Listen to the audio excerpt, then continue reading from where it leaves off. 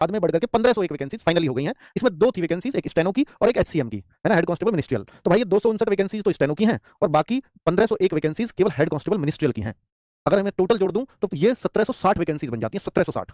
तो काफी पद होते हैं ये एचसीएम के मुकाबले। अब आपको बताता हूं कि इन्होंने इसमें क्या किया है। पहले फिजिकल कराया है, जितने बच्चों ने फॉर्म भरे और जो फिजिकल देने गए वो फिजिकल इन लोगों ने करा लिए। और ये है हमारा क्या, हाँ, फिजिकल कब से कब तक चले थे, 17 मार्च, अगर आपको डेट नहीं दिख रही है तो मैं यहां दिखा देता हूं, 17 मार्च 2025 से 30 मई 2025 तक फिजिकल चले, 2025 तक। यहां फिजिकल भी खत्म हो चुके।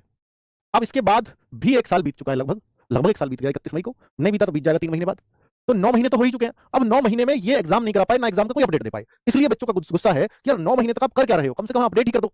तो आप देखो 2,75,000 बच्चे फिजिकल पास करके वेट कर रहे हैं अपने एग्जाम का, और वो लगातार हर जगह कमेंट और ये सब हम लोगों को भी कर रहे हैं। 2,75,000 एक बड़ा नंबर है जो इस भर्ती को लेकर के आसान्वित है। 8526 इसमें स्टेनो के लिए, उन 200 कुछ पोस्ट के लिए 8500 बच्चे आसान्वित हैं, मतलब उम्मीद में है, और 2,67,000 बच्चे केवल एचसीएम की राह देख रहे हैं।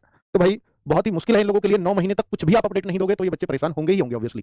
ठीक है, आरटीआई भी बच्चों ने बीच में लगाई, 17 जून को उन्होंने जवाब दिया, क्योंकि 31 मई को खत्म हो गया था। बच्चों ने 31 मई को एग्जाम फिजिकल खत्म हुए तो बच्चों ने आरटीआई डालना शुरू कर दिया, और आरटीआई में ये लोग लिखते चले गए कि हमसे संबंधित तो नहीं है, पर फिर भी हम आपको ये जवाब दे देते हैं कि भैया पीएसटी इस दौरान हुए 17 मार्च से 31 मई तक, और फिर पीएसटी के बाद एक योग्य उम्मीदवारों की सूची पहले हम जारी करेंगे आधिकारिक वेबसाइट पर। उसके बाद आपको दूसरे चरण के लिए नई निर्धारित एक तिथि दी जाएगी, दूसरे चरण मतलब एग्जाम के लिए। तो भाई इन्होंने वो सूची तो जारी कर दी, जिस सूची की ये बात कर रहे हैं 1 सितंबर को वो सूची तो जारी इन्होंने कर दी। अब चूंकि इन्होंने जवाब दे दिया सूची जारी करेंगे, तो बच्चों ने दूसरी आरटीआई भी लगा दी थी। इस 5 अगस्त को इसका जवाब आया, तो इसमें भी सेम बात ये लिख दी कि हमसे संबंधित नहीं, फिर भी हम आपको जवाब दे रहे हैं। सेम रिप्लाई ऐसे ही किया। तो इन्होंने ये बोला कि पीएसटी पीईटी रिजल्ट जो है पहले जारी किया जाएगा, वेबसाइट पर सूची जारी होगी, उसके बाद रिटन एग्जाम के लिए एक डेट निर्धारित की जाएगी। लगभग वैसा ही जवाब कॉपी पेस्ट करके इन लोगों ने दे दिया, और वो सूची भी जारी हो गई थी। वो सूची मैं आपको बता देता हूं, जो सूची मैंने आपको अभी दिखाई थी, ये वही सूची थी, ये वही रिजल्ट था।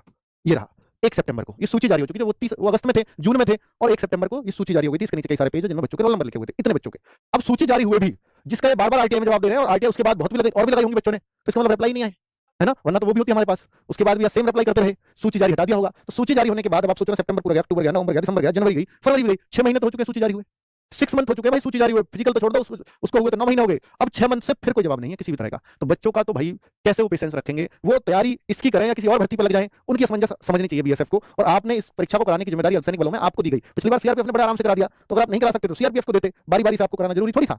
ठीक है भाई, तो अब इसके लिए हम बीएसएफ से ही अपनी गुहार लगाएंगे और बीएसएफ को ही जगाएंगे कि भाई हाँ, आप इस परीक्षा को करिए, हम लोग बहुत बहुत इंतजार में हैं, और हम दूसरी भर्तियों की तैयारी नहीं कर पा रहे क्योंकि हम इसका फिजिकल पास करके बैठे हुए हैं। तो उस तरह से हमने एक बच्चे 23 तारीख को यानी मंडे को 11 बजे ट्विटर अभियान रखा है, ताकि हम बीएसएफ को लगातार इस पर याद दिलाएं और बीएसएफ को मजबूर करें जवाब देने को कि आपकी टेंडर प्रक्रिया कहां तक पहुंची है। बीच में जरूर इन 6 महीनों के दौरान धर्मेंद्र सर ने आपको डिफेंस चैनल पर बताया होगा कि वहां पर लगातार हम आपको अपडेट देते रहे हैं कि टेंडर इन्होंने निकाला था, इनकी जो टेक्निकल बिड है वो भी, ऐसा नहीं है बीएसएफ चुप बैठा है, बीएसएफ ने निकाला टेंडर, निकाला एग्जाम के लिए, टेंडर निकाला टाइपिंग के लिए, लेकिन उसके लिए क्या एक टेक्निकल बिड होती है, एक फाइनेंशियल बिड होती है। टेक्निकल बिड यानी ये हमें चाहिए इतने कंप्यूटर चाहिए होंगे, इतने ऑनलाइन एग्जाम कराना है तो इतने लोग चाहिए, इतनी कॉपी रिजल्ट